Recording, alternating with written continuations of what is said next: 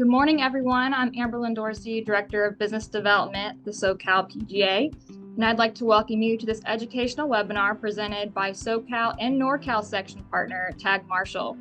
Today we have Tag Marshall's CEO, Bodo Sieber, and expert Riley Ramones, PGA head golf professional at the Preserve located on the Monterey Peninsula in the NorCal section.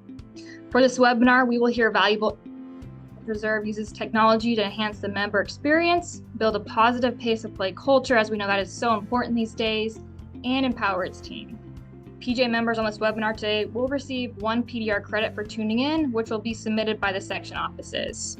Now, let's talk about tech. Bodo, can you kick us off? Yes, and I also wanted to give a quick shout out to Michael. Thank you so much for joining us and for all your support, and of course you, Amberlyn, too. I love working with you guys.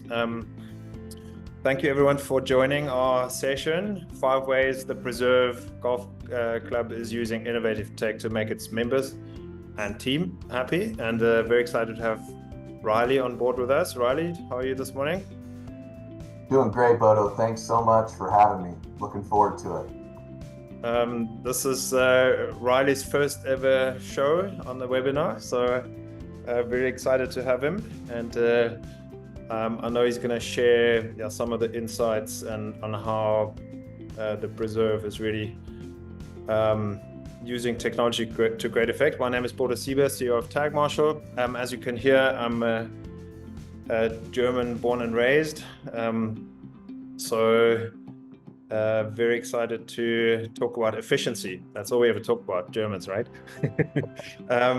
Riley, give us an intro to your amazing facility. All the photos and what I've read on you really speaks for itself, and I can't wait to visit. I'll be at the NGCOA event at Monterey and hopefully pop up with our VP of Business Development, David, and grab a coffee with you guys. Tell us about the Preserve, and also you had and have an amazing career, and how you ended up at the Preserve where you're sitting now. Yeah, thanks, Bodo. The Preserve Golf Club is a private club in the hills of the Monterey Peninsula, Carmel, California. 300 members, so we're a smaller golf club, which is great. Getting to know every member, getting to see everybody as much as we get to. We're a Tom Fazio designed golf course. We opened in 2000 up here, and just kind of running ever since.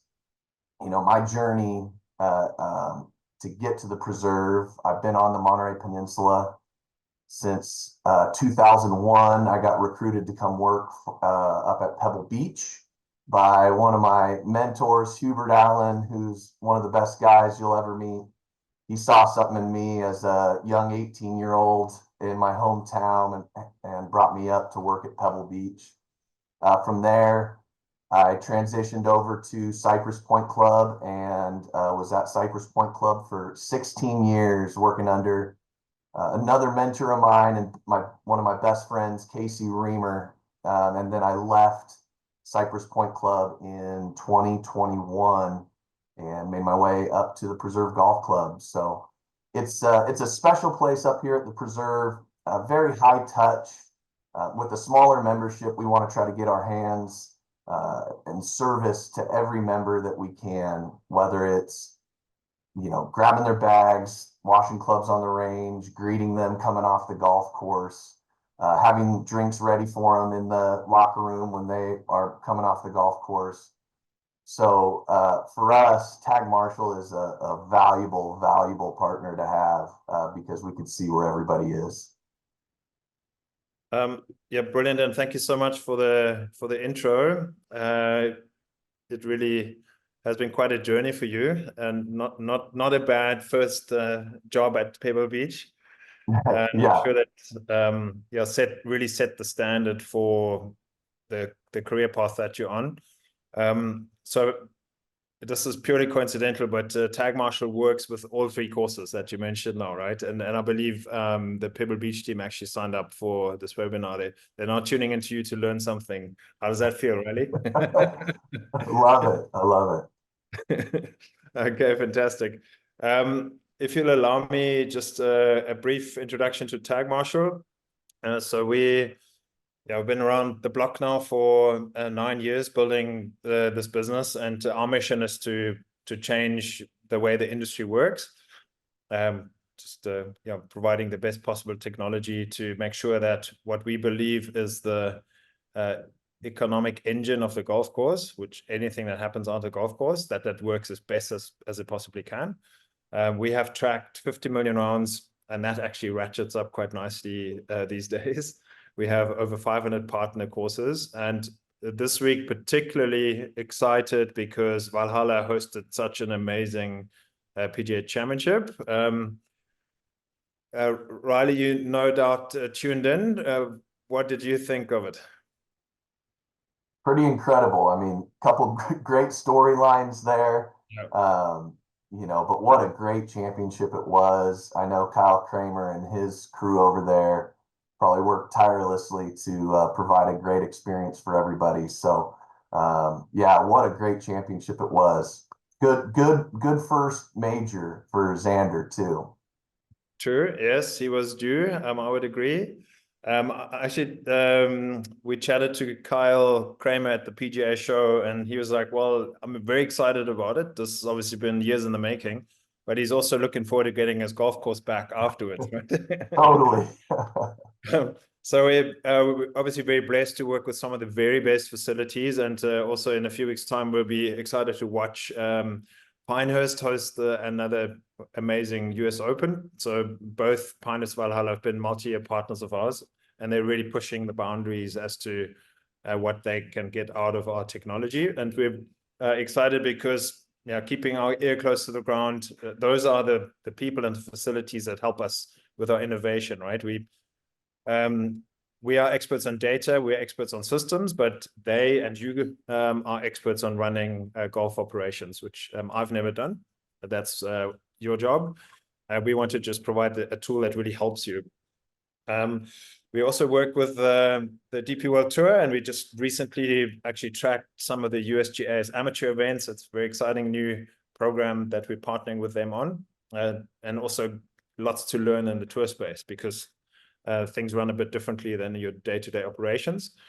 And just looking to add as much value as we can, and having a lot of fun doing it, because we get to meet amazing people like Riley, and also, I mean, for us, it's the pinnacle of what we're trying to achieve if we have somebody willing to share their story, right? For an hourly rate of exactly zero, right? You're here because you believe in what we do, and it's helping you, and that means the world to us. So thank you for your time again, Riley. Okay, let's get going. And if I can get this right, I'm going to also ask our audience to pipe in, understanding the key player experience factors, right? So we want to understand what's important to players because that's who we're serving, that's who we're creating experiences for. From your point of view, having worked at these amazing facilities and hopefully also traveled and played a lot of golf, probably internationally too, what would you say from a player perspective are the top 3 factors? If you're looking at this list here: course design, course conditioning, clubhouse and amenities, pace and flow of play, playing partners, accessibility, tee times, availability, value, costs. Like the 3 things that a golf course has to get right. What would you say are those? Yeah, I don't know at every golf course, but for our golf course here, talking with our members and really diving into it. For us, it's course condition, accessibility, tee time, and then also pace of play for us here. Being a smaller private club, kind of up here in the wilderness, those are the 3 that our members, they want to get away, and they value those 3 probably the most out of anything on the list. we're going to talk about what the data says here in just a minute. But one question that we sometimes get asked, why does a course like yours, or even more extreme Cypress Point, why would you invest in technology if you're not running millions of rounds, right? So what is our answer to that? Tell me. Yeah, I mean, you know, we brought Tag Marshall into Cypress Point Club, and then, you know, coming up here, you know, I wanted to bring Tag Marshall up here just because I saw how valuable it is. And yes, the pace of play numbers and the data and all that's incredible. But for a club like us and for a club like Cypress Point is really that service that we can provide. It's knowing where all of our members are, you know, when they're on the golf course.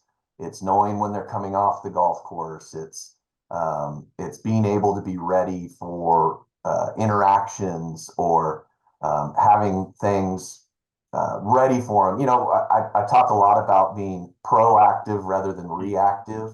That of course also in pace of play as well. You want to try to get to the issue before it actually is an issue. And this is another way in the service side for us that we love Tag Marshall, because of, man, we could be proactive and be ready for our members as they come off the golf course, or we could go see them on the golf course if they need something. We don't have to ask, hey, what hole are you on, or go searching for them or anything like that. We know exactly where everybody is, and we could provide a pretty awesome service just by being proactive on knowing or seeing where everybody is. Mm. Yeah, we one of our course partners in Chicago, they answer that question. They do 10,000 rounds a year, which is not a lot, right? Like I mean, we work with some daily fee setups that would churn out 60,000 rounds. So it's a different world. And then we get asked, so why do they want that? And the white glove and the service side aside, a high-end private club, there's also high expectations around the quality of their round, right? And how they explain it's like they're saying to us, it's an insurance that every single round is excellent, right? We cannot afford a single round to go bad.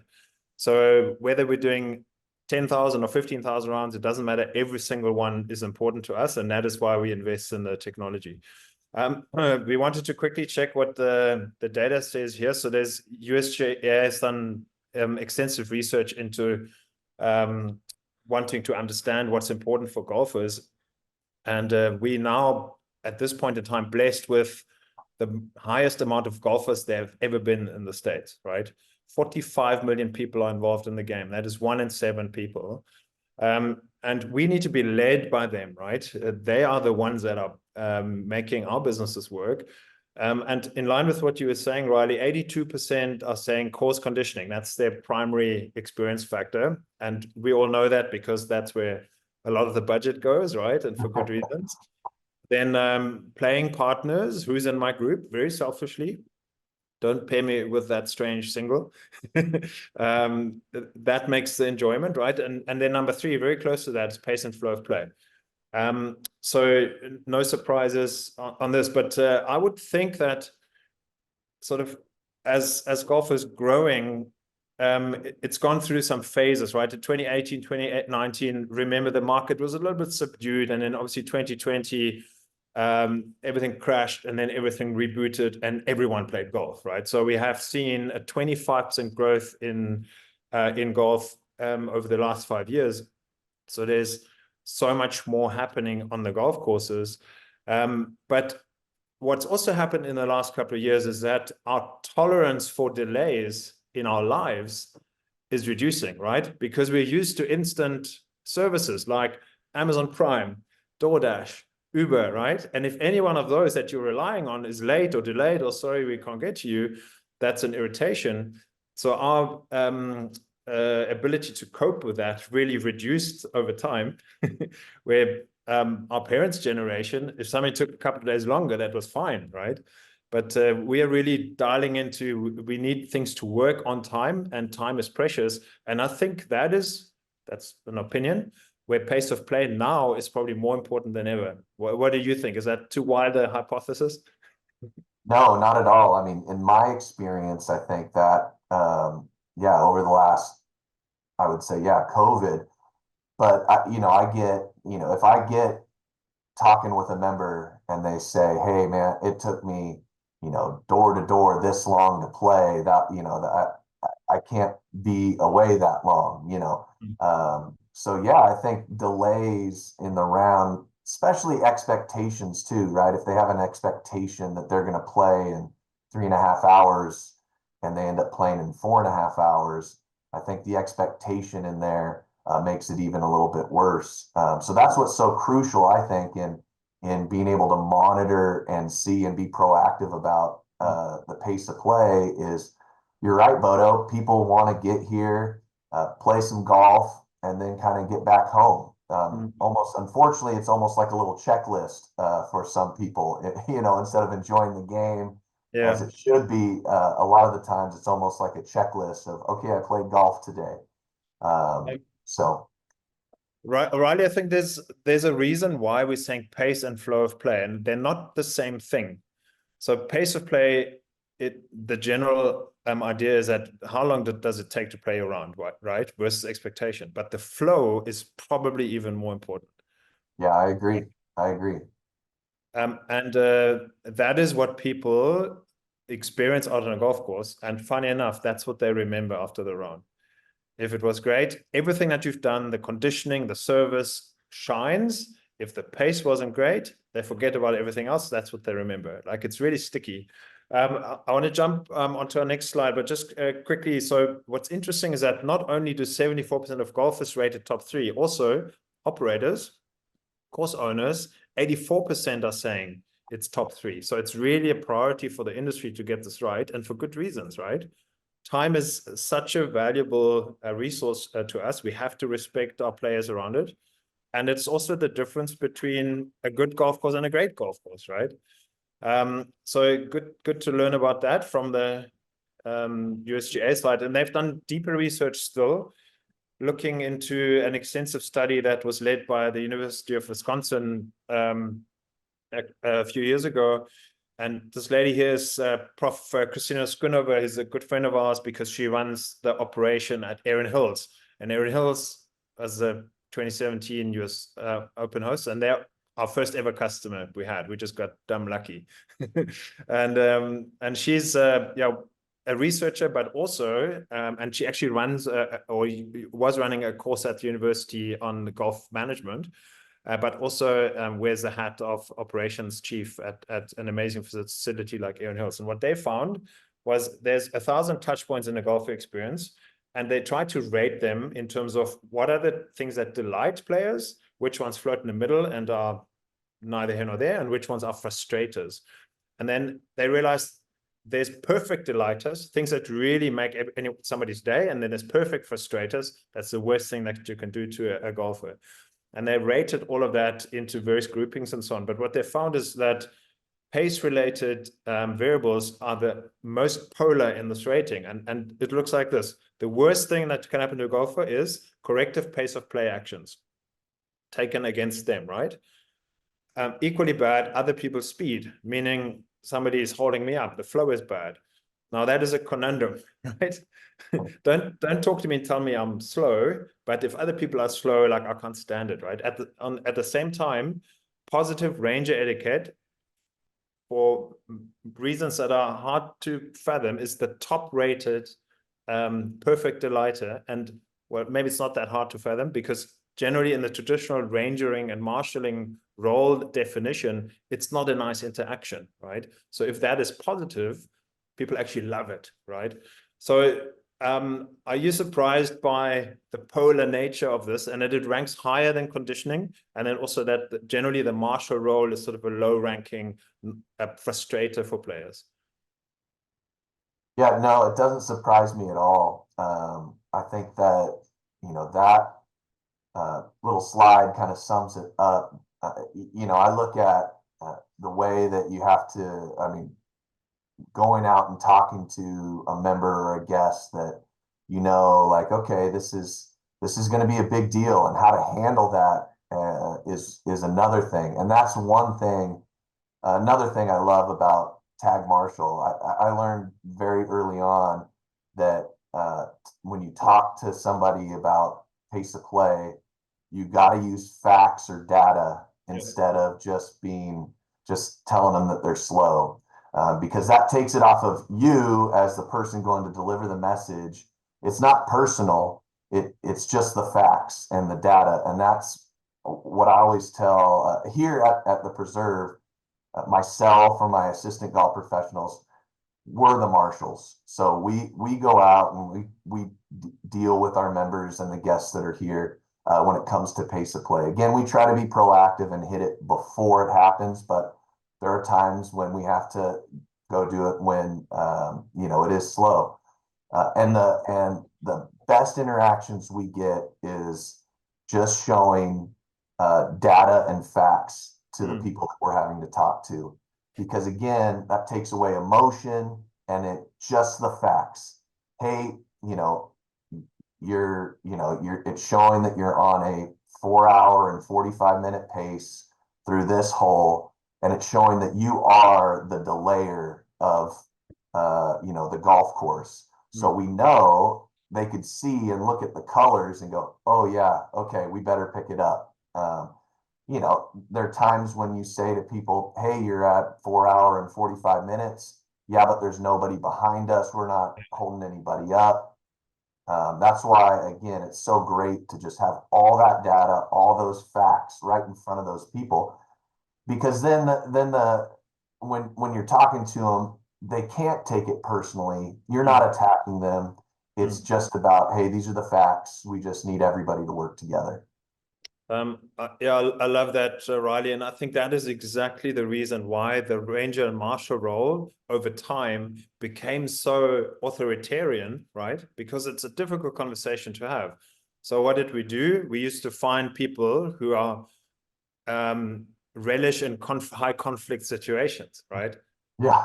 Just shout at these guys a little louder so they get a move on. That's my job. Well, you always find people that love that, right? There's enough former military colonels out there who get a free golf, right? But it is really a detractor to the experience. And so the two things that you can do is, the first one is turn that role on its head and rename it into a course ambassador, play assistant, whatever, and find a person that's actually service orientated rather than in people's faces. That's easy, right? But if they don't have data, they're still going to be at the wrong place at the wrong time, and they still cost you $20 an hour, right? So other way to do it is like you guys, let's get technology to show us where we need to be, at what times of day are critical times, so that we can be effective around it and be preemptive, right? And so that with minimal time effort, but really smart, proactive and preemptive interventions, we can keep things moving rather than mopping things up later when they go bad. But we're talking about the technology. Let's actually take a look at it. So how are you using tech? And I've had some great questions here. We've got Steve Rennie, he's from Bel Air Country Club, and he's a board member. And he asked one question: how many rounds do you guys actually do at the preserve? Easy question. Yeah. Yeah, we do 15,500 rounds a year, so between 15 and 16,000. And it used to be pre-COVID? Pre-COVID, we were doing 11,000 rounds a year. So, just like everybody, I think rounds have shot up. Sure, there you go, right? Okay, and the next question that's Steve asked, we're going to ask you as well now, but let's do a quick introduction to the tag marshal system for those of you who don't know. I think one of the key benefits to what we do is that we're completely agnostic, and you can get our solution onto your golf course if you have walkers, if you have caddies, no matter which cart fleet you run, we'll make this work for you. Riley, which of the solutions did you guys go with? And it's a different one than what you used at Cypress Point, right? Yeah, so we went with the cart tags. We don't have any screens in the carts, so it's more of just a behind the scenes for the staff and for us. So we don't have any screens involved. We're in nature. It's a beautiful place here. We don't want to distract from that. So we chose to just do the tags and the carts and have everything kind of on the back end for us. And at Cypress Point, you're walking and caddies, right? So you're tracking with mobile units. Yeah, correct. Yeah, they still do it today. Caddy gets a tag and in the morning, and as they go out, that we just follow that tag around. So the key is that all of these hardware units, also our Tag Marshal app that we're running in the caddy space, they send data back into the control room, if you will. We're going to look at what that looks like now, but that is your live map. So you can think of it as a Google Maps or Waze of what's happening out on your golf course. You've got that view at all times. We're going to get Riley to talk to that in a minute. And then there's Google Maps and Waze have that, but they don't give it to you. The underlying data of what happens out on the golf course. How do our holes run? What's the hole by hole run time? Where are the choke points? What's the tee box wait times? And really looking at the traffic picture overall, not just from like Waze would give you data on your trip, where they have data on thousands of trips, but they're using that for their own purposes, which is advertising placement, right? But here we can give all of that to you because it's your operation and it's your traffic problem that you're trying to solve. So we're giving you the underpin of that, and it's amazing what you can do once you really understand those flows and where the bottlenecks are and the times of days that are critical. Every golf course is different, but through the eyes of data, you can really get to understand it. So here's the idea of these units get hidden away in a golf cart. One of the questions that came here from Steve was, and you obviously have the experience, did you ever get a pushback from members about, it's Big Brother watching us and we don't really like it? And how did you handle this if you came across it? Yeah, so we did not. I could tell you from experience at Cypress Point Club and here. Cypress Point Club, very traditional, amazing place. For us, it was it's not a selling point, but when we brought it in, it was, hey, we want to make sure that it's a service thing first and foremost. When we brought it into Cypress Point Club, is because Cypress Point Club was a little different. Not everybody would go off the first tee. People would kind of shotgun out onto the golf course every day, starting on 4, 12, or 10, or 1. And for us, we wanted to make sure, one, where everybody was. So when we sent a group out onto the golf course, we were confident that there would be nobody there when our members would get out there. And that was a big selling point to the membership was, hey, we want to make sure that we're taking care of you in every aspect that we can. And this is one way to do it. Yeah. Would be we want to know where everybody is on the golf course. So when we send groups out, there's not going to be this awkward collision between members. So I didn't have any pushback there. We made our caddies carry it. The members really didn't know. They didn't have to do any interactions or anything like that. But there was no pushback of Big Brother watching. Here at the Preserve, everybody just kind of knows that that's for us. We have it in our carts. It's we want to make sure we know where everybody is. It's been such a culture thing since I've been here that it's they've actually embraced it, and they could look, if we're wanting to pop somebody out on the golf course, we have members come around and look at the screen with us and see the best place to go. So I have not run into any issues like that, but I'm sure there may be issues like that. I've had a few course pros, but also committee members or GMs solve the fear of being watched in a very easy way, right? So what they would, if there's a concerned member, what they would do is ask the member, so you like quick golf, don't you? Yes, of course. So you know that on any given day, there might be a few groups that are out there and delaying. And I know it's not you. But so we want to track these guys, right? We want to make sure that they don't get in their way and don't hold you up. Are you good with that? Yes, I'd love that, right? I don't want any holdups. So remember, the system only works if we know where everybody is. So is it okay if we put a tracker on you so that we know where you are and the system can tell us if you're being held up and we can sort it out for you? Do it. I love it, right? Yeah. So it's about positioning that, and it's for everyone's benefit, obviously. So let's just jump on. So we have the screen option as well. Like at some operations, that makes good sense, right? Because there's a lot of automation that comes with that, and quite frankly, we built the business backend of the system over many years, wanting to feed data into it, and we've had clubs come and say we love what we can do with it. Like we've got tremendous return on investment. We're finding tee times that we never thought we could squeeze out of our tee sheet. And now we can do it and still have the highest quality of rounds.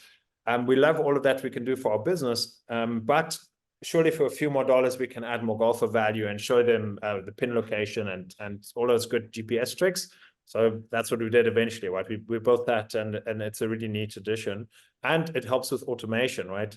Because now the golfers are seeing their status and obviously can stay compliant, and you can shoot them out a message, or the system actually updates them automatically. So that helps at the busier courses that are not as well resourced. Actually, that's a good option. But let's jump into what you guys would see on any given day. We have simulated what things might look like for you. Riley, firstly, talk to us about the color coding and how you're finding working with the logic around this. Yeah, I think this is a great detail in Tag Marshall, which I love. Is being able to glance at the screen here, the dashboard, and really getting a clear picture of what's going on without even clicking anything. So we use it. We monitor just kind of the flow, and we look at the guys even up front right now in the shop are looking at it, and if it's green, everything looks okay. As soon as we start seeing some color, that's when we kind of start paying a little bit more attention. Things we look for are the layers and the red. If we start seeing more red, then we haven't done our job correctly. We wanted to try to get out there before we see red. So yeah, being able to look at this and looking at cart 2 is purple. Yes, they only have one hole left, but we know that we're going to probably hear it from the groups behind them coming in. So that's what I love, really, Bodo, is being able to just at a glance look at the map and know instantly what's going on out there. And you've got some hilly terrain, right? So I would guess that it's not easy to get from one side of the course to the other, right? So you really need to be accurate where you want to be. And that's probably quite helpful. So just to reiterate, the colors are very simple. Anyone who's green, they're good, they're on pace. Anyone who's red they're out of position, they're slow, but they're just slow for themselves. They're not holding up anyone. It's not that big of an issue, so you can potentially monitor that for a bit. The big bad color for us is purple, right? And then the groups behind them are orange. So that's the delayer and delayed group. So this group is impacting those groups behind. And here's one group, like Riley said, they're impacting a group behind, but they're almost off, right? They're not going to do much more damage for you. And our algorithm really takes into consideration a lot of variables, like how big is the tail of groups behind you? That's a bigger problem. How early on in your round are you falling out of position, right? Because like you said, on the 17th, if you're 5 minutes out, well, you're almost through. But if you're 5 minutes out on hole 2, well, that's going to probably get worse, right? So our system knows all of that at all times. We know when did you start, when are you likely going to end. So we've got a projection around this. We know your hole by hole runtime of any individual group as you go, and we're feeding in the names and we're going to talk about the white glove service opportunity that brings to you guys. But just remind me the T-sheet that you guys are using. Yeah, we use Club Essentials. Club Essentials. So we are integrated with 20 of them. So if you got a good T-sheet, then we've got the integration. And the nice thing is that fully automated feeds into the T-sheet page on Tag Marshal, which is mirrored. And then we automatically assign the golf carts as they go out, or you can manually assign, your starter can do that as you see fit if you've got pre-assignment, all very easy. Let's jump a little bit on what we're seeing. So here's your live map. We can then also look at a bit more detail on this group. And down here is what we call a gap time monitor. And we actually developed that with the tours and also with some really constructive input from Pebble Beach, because the course, as it winds in on each other, right, the physical distance between groups is not the best indicator, because you actually need to know what is the time gap between the groups, right? So we're looking for this linear display, and you can immediately see this group here, number 33, and the cart that floats alongside it. Those two other groups are very close to it, right? They really pushed in, and there's a big gap behind them. So you can see that gap factor so easily. And that is also another easy way to look at what's happening out on the golf course, because it does get busy, right? If you've got 200 players out, there's a lot of icons on here. So that's another way to look at it. Next question for you, Riley. Who have you got dialed into this at the operation, and how do they access this information? Yeah, so we give we assign different accounts, but we give access to pretty much everybody at the golf club staff wise. We give it to our outside service team, of course, our golf professionals, our locker room staff, our food and beverage staff, our superintendent and his staff. And the main goal is for us, we still use radios, and we still radio, hey, Mr. Smith is coming into the locker room. But then this helps. We know where all of our members are on the golf course. I had a member that was blown away. We were talking the other day, and we were talking about, Tag Marshal, and she said, "Oh, that is amazing. I was wondering how you guys knew where to deliver the sandwich to my husband and I when we were on the 12th hole. You just came straight out." And so for us, having everybody being able to check the map and to look, it doesn't have to run through just the golf shop. Our food and beverage team, they're on it, and they could be out there in a second to help deliver a drink or food. So yes, pace of play is monitored by us in the shop here, but a lot of cool other services can be done having this map, access throughout the golf club. Yeah, no, great. It's always fun if there's a question from a member, and then you really enlighten them, right, with an answer. Yeah. So one of the things that we're showing here, we're showing where the marshal or the whoever is out there player assisting is, and we're showing some of the greenkeeper machinery. So that's something that can be dialed in as well. And I believe that while you're not tracking your greenkeeper mowers and things like that, you have given them access too, so they know where the players are. How is that helpful to them? Yeah, so this is they love it, because they really don't want to impede anybody or dampen an experience of a member or guest.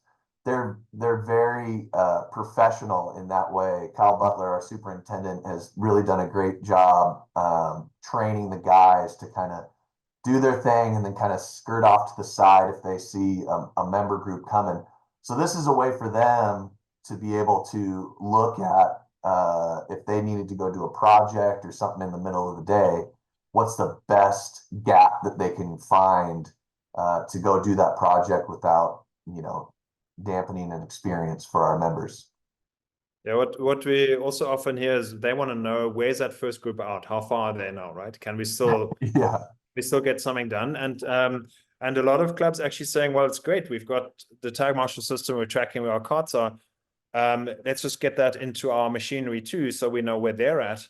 And we can then also look at their mow patterns and efficiency patterns and things like that, right? It's exactly the same game, just deployed into the greenkeeping space.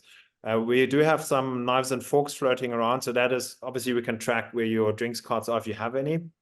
That should really be a beer bottle. Come on, we need to talk about these icons. That's what we care about. And that is really helpful too, right? Because very often if there's a drinks a cart that the person running that is dialed into the system, they can see groups approaching. They know their names ahead of time, right? They can even get if it's a regular, which it should be at a club like yours, they can get their drinks ready that they know they want to have, right? So it really adds to that service enhancement. And obviously you can personalize everything that you do out on the golf course, which is so important for you guys. One of the things that's important is we want to track our interactions out on the golf course, because a round of golf is 4 hours, hopefully a bit faster, and with you guys it certainly is, but if a course is long, 4 hours 30 is a great round. So a lot happens in that time, right? So we want to track our interactions with players as they happen if we're having a pace intervention. And then we can track that in the system, and then it logs it. So then later on, somebody else chats to that group. They can then check in and think, hey, or somebody's already spoken to them and they were compliant, or they've started catching up. And one of the really nice things about the system is that you would know, and if a group's really caught up, they've done you a great favor, an hour later, just go and tell them, thanks guys, like making our day better, and we really love that you're caught up. So the question on efficiency and opportunity for white glove service, I think you answered a few, but you mentioned that you've got a big meeting coming up in the next few days, right? Reporting back at committee level. And I know that sometimes managers get the jitters because there's questions being thrown at them from all angles. They're hard to prepare for. And if you don't have data, then not an easy environment. And again, pace is hotly debated very often. Without data, that's a hot seat, right? Right. What do you do when it comes to that? And how is so another great piece that I take away from Tag Marshal that really benefits is kind of the reporting system that I could take into my board meetings. It's been great. It's one of those things to where, again, it's data. It's not just me saying the pace is good out there, or the pace has been great. In my board reports, I have pace of play for each quarter, and I have the beautiful graphs that pop out and show, like, hey, here's hole by hole, or here's the breakdown of on pace, delayers, the groups being delayed, which has really enhanced our board conversation, because they could see that data. There's no speculation. Sometimes when you get members that will say certain things and it comes back as facts, but really we could say, oh no, that's not the facts. Here are the facts through the last 3 months here at the club. We're an 86%, well, there you go, 81% on pace. And a round time of 3:54. So it's not taking 5 hours every time you're playing, So that's been really helpful to me to communicate to my board in the board meetings, or a committee member that has a question that somebody's grabbed them. I could say, here are the facts. Here's what we could look at. I know there's speculation, but really here's the facts. So that's one thing that I really love about Tag Marshal, is I could just kind of shove the facts in their face. No, that's great to hear. And also you're obviously well versed in using it, right? Having worked with it before, and this is your first season now in play. But some of the things that are really important factors actually is what is your interval situation, right?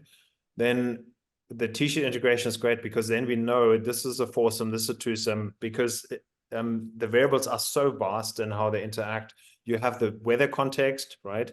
Because sometimes you may look back and here's data went real bad. What actually happened, right?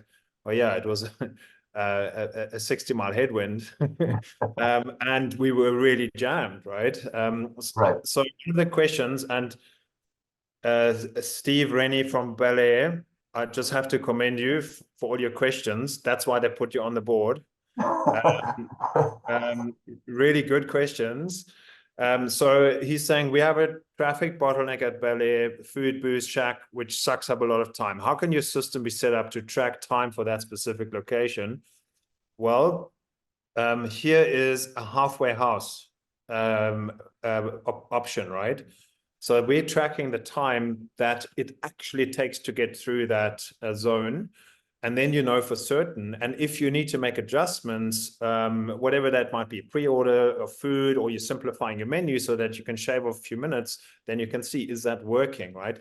And it's very important because at some clubs, this is actually the break point, right? Because some people take their sweet time and they don't go back out on the back nine, and everything falls apart. So it's very important that you do track that, and it's definitely part of the picture. Our system even tracks T-box wait times, time on fairway, time on green, because T-box wait times, that is the sensitive part, right? If I'm having to wait on the T-box, that's flow of play break points. Let's look at one more data point that I know is important to you that you're finding useful, and that is over time, because of the T-sheet integration, you are actually collecting data on every player and every round that they've played and what their profile is like. How do you use that? Yeah, same thing for me is when I'm talking with a member, I could have data and facts, to look at, hey, Mr. Smith is always holding everybody up. And then we could look at it and go, well, actually, he's not. He did have that one day and he was part of this group. But if you look here, you can see that he's actually, consistently playing under pace. So I find I use that a lot when it comes to just interacting with other members, but then also it's in my board report as well. And I could say, hey, here are the members that are giving us some problems, and these are the days they played, and hey, look, but they're actually in different groups, so the common denominator is actually this gentleman or lady. So again, it's the facts, it's data that you could pull out of there. It's not subjective at all. It's here are the facts, and again, it's not. I take all the emotion out of it, right? So it's not. I'm not coming at you. I'm just presenting the facts to you. So that's a way that I use it, and there's so many, I think, other ways that you can use it.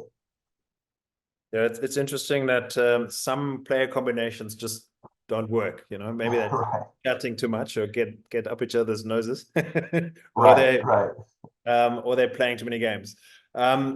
Just to be transparent, these are not real names. We would never disclose. That's obviously that is a proprietary information, so these are made up.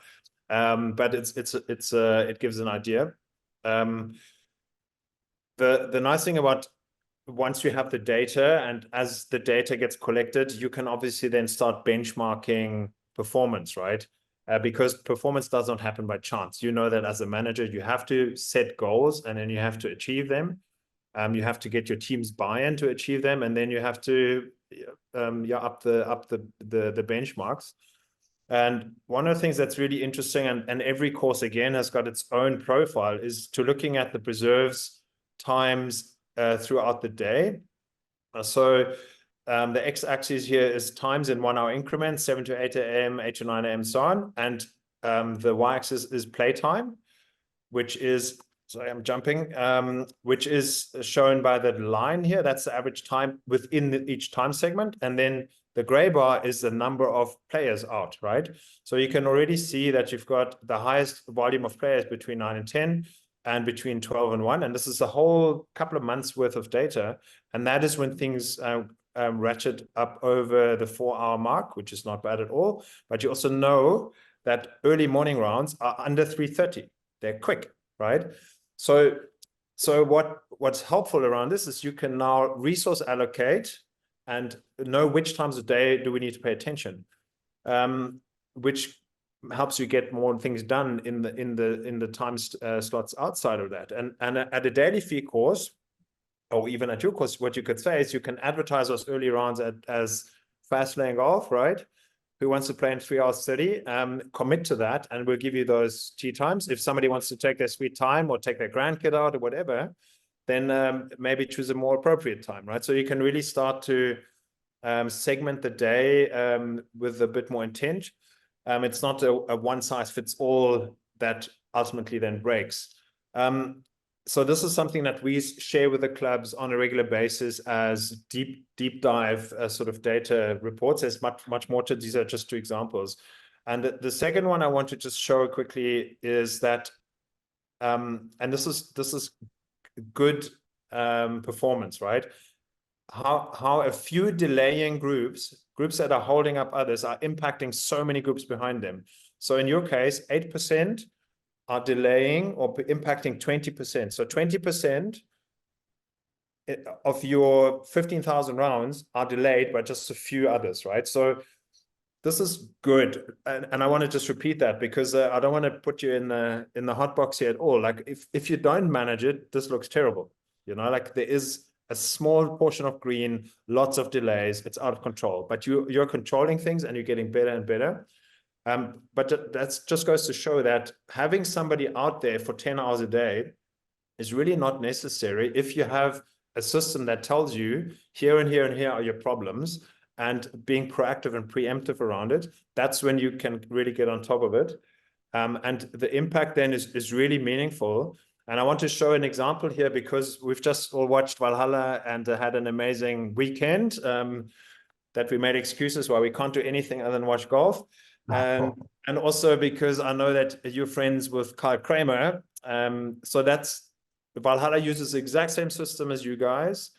And year-on-year improvement for them was going from 47% on pace to 71% on pace, even though the play volume actually went up. More play, but we're getting faster. And they shaved off from 425 average round time to 413. Why is that meaningful? 12 minutes, you know, what's the big deal? 12 minutes. But it is a big deal because you have positively impacted 410 rounds of golf, right? In a month, which is a lot.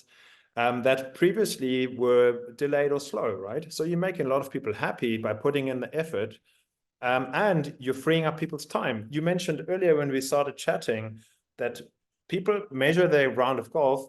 When do I leave the house? When do I get back to the house? You know, it's much bigger commitment than just the 4 hours.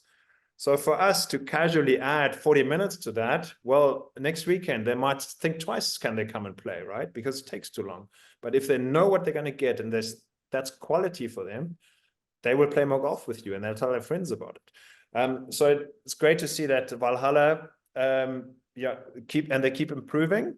It just keeps getting better. And they also used Tag Marshal, and that's another opportunity and the data to actually inform some of their innovations. Just remind us quickly how you know Kyle and how you guys got to meet and get to know each other. Yeah, Kyle's a great guy. We got to know each other, you know, golf pros. We play in pro-ams around the country. We bring members to places, and Kyle and I just kind of hooked up at a couple of events that we played together, and you know, spent some time together. So every time we go now, we get to say hi, give each other hugs, and see how we're doing. So That's what I love about this business too, is it seems like it's such a big business. Golf is this huge thing, but when it boils down to it, it's a small little community, which is pretty amazing. So yeah, I mean, I could be buddies with a guy that is over in Valhalla or the East Coast, and we Yeah. see each other a couple of times a year, but we really enjoy those friendships.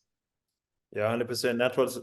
That's what it's about, right? And it's the same because you're a golfer now, right?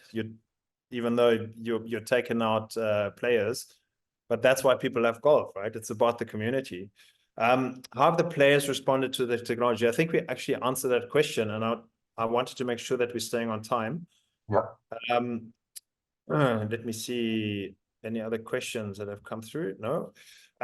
One other item that's important to remember is that every single round that gets tracked with Tag Marshal has what we call a track map, which is a history. So you can then go back to it and say, okay, this is what actually happened. I know that that's not something that you normally use. You're looking at the bigger picture from a data point of view and at the player profiles. But very often, if there is a post-round conversation necessary, or a player forces that and say, "Yeah, you played me 5 hours today. It was horrible, and didn't like it. And how are you going to make me whole?" Well, here's the data, right? And very often, perception becomes reality for people out there. But and it's really difficult to argue if it's just an opinion. And we're so sorry, and you're right, and we're wrong, is very often the answer. And the players know that, right? So if somebody's had a bad day, they'll just rant at you. But it's so easy to diffuse that if you have the information. And again, in the daily fee space, people ask for comps, and they want this and they want that because they feel like their round was terrible. Get the data, have a conversation, and be informed. And also, if it really was bad, take it on the nose and learn from it, right? And then go and hold your team accountable so that that doesn't happen again. So again, data is super helpful. And the last point before we are opening up for questions, because I mentioned Valhalla has used one of these data aspects, and that is what we call the heat map. So we can show where do golf carts in particular go, where don't they go, and the superintendents love that because they can see compaction and compaction risk areas, and they can also see, is our geofences working, is our signage working, where do people cut across, because they don't have eyes out there all the time. And in the bigger scheme of things, Valhalla did an amazing renovation. They said, well, if we're going to spend money, let's be informed so that we can improve the flow in our golf course alongside that. And they adjusted some of their cart paths and things like that because the design was designed in a certain way, but the players behave in a different way, right? So they said, well, let's get that aligned. And they really used the data to great effect to get on top of that and get a better outcome. Same as Baltusrol. They said, basically, we saved hundreds of thousands of dollars being able to make better decisions because we had this information. Yeah, that's pretty cool for us, obviously. Okay, I think we're right on time. Natalie, you'll be proud of me. There's no delayed rounds on our webinars, but let's just take 2 minutes. If there's any questions or any feedback that you have, feel free to type it into the Q&A or into the chat, and we can jump at it. One question that is a good one: how easy is it to implement the system in terms of training and getting things up and running? I can speak on behalf of, our club. It's very easy as far as, Tag Marshal does most of the work. They come in, if you're doing a cart feature, they come in, install it all. They help train the staff. It's been really great. And then they are always, hey, tell us what you need. How is this working? What do you need? As we're getting up and running, there's certain things that need to be adjusted, and they've always been there. So it was a very easy transition. Great to hear. And we do put a lot of effort into it's called our customer success team, and many of those guys are actually former golf pros. And it's super for us to have, and not that we want to steal anyone's talent, right? But people who have worked with our system say, hey, I'd actually love to bring this technology to more courses. And some have done the career switch. And obviously it's great because they get it. They've been in the line of fire. They've had their hair on fire on a busy day, and they know what it's like. And they're obviously then it's easier for them to train and relate as well. Are there any other questions that anyone wants to ask? And if not, I think I'm going to say a big thank you to Riley. Yeah, it's been a pleasure, and really thankful for your thoughtful answers and the insight that you've provided. And here's our man David Hamilton on the right. So David and I are going to be at the NGCOA MCore event end of July, so we'll definitely come and see you. Please, David's going to try and bring us golf clubs if I don't tell him not to. Joey Walters is our GM at our Atlanta office. Some of the people that you might meet. Feel free to reach out to us if you have any questions. And Riley, the Pebble Beach team was indeed on. I think Sean was on. Thanks again also for taking the time. We really appreciate you guys. Big thanks to you. You've done super well. Your first webinar, like an old pro. And look forward to meeting you in person. Appreciate it. All right, thanks everyone. I'm going to stop and let everyone get back to their day. That was super. Thanks, Riley. Thanks everybody. Appreciate you.